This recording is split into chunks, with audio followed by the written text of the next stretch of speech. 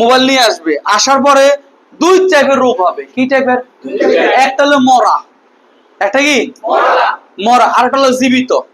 জীবিত মানে কি? রানিং রোগ। কি রোগ?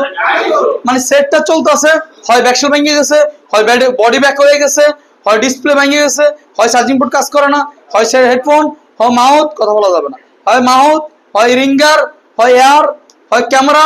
এই যে আমি যে কবিতার মতন বলতেছি, এই কবিতার মতন দিলে গাঁথতে হবে। পড়াশোনা প্রথম ক্লাসে, দ্বিতীয় ক্লাসে করছে না? ওগুলো আবার রিভিশন দিতে হবে।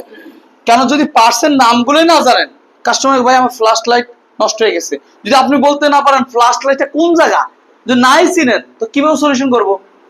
তো এই রানিং গ্রুপ গুলো আজকে আমরা ক্লাসে শিখবো। কিন্তু এই রানিং গ্রুপ করার জন্য তো সেটটা খুলতে হবে না, এই খোলাটাও আবার শিখবো কিভাবে খুলতে হয়।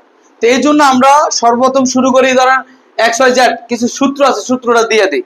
সূত্রটার মধ্যেও বলতে পারেন একটা মোবাইল যদি রানিং মোবাইল আহে, ধরেন ডিসপ্লে নষ্ট, ক্যামেরা নষ্ট, XYZ যে কোনো জিনিস নষ্ট, কিন্তু সেটা অন আছে, একটাই তো নষ্ট হয়, সবগুলো একত্রে নষ্ট হয় না। আর ওইলো ওই পাঁচটা তো চেঞ্জ করতে হবে, কিন্তু পাঁচটা চেঞ্জ করার আগে একটা সূত্র আছে, তার নাম হলো মাল্টিমিটারের একটা মোড আছে, ডায়েট মোড। কি মোড? এই ডায়েট মোড দিয়ে আমরা একটা জিনিস চেক করলে বুঝতে পারবো পার্টস খারাপ না মাদারবোর্ড খারাপ। পার্টস খারাপ, ডায়েট মোড। কি মোড? এই সূত্রটা আমরা শিখে নেবো। ধরেন সাপোজ একটা ডিসপ্লে আইলো, দুটো ডিসপ্লে লাগাইলাম, তাও চলে না, আপনি কি আবার ডিসপ্লে আনতে যাবেন? অথবা আমার ডিসপ্লে নাই আমার দোকানে, কিন্তু ডিসপ্লে কাঁপাকাঁপি করে। কি করে?